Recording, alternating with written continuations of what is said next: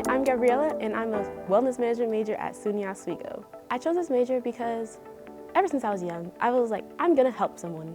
I don't know how I'm gonna help people, but I'm gonna do it. I love the 8 dimensions of wellness. I feel like we usually focus on just the physical health, and now we're getting more into the mental health. The 8 dimensions, you're looking at all aspects of a person. You're making sure that they are well, and not just like, oh, they're physically there, but like, are they financially well? Are they occupationally well? And spiritually too. Something that's surprising about the wellness major is the amount of experience you get. This is my 3rd year here at Oswego, and so far I've planned a program, Campus Colors. Now I'm planning another program, the Silver Circle, and that's all before I've taken my internship, which I'm gonna take next semester.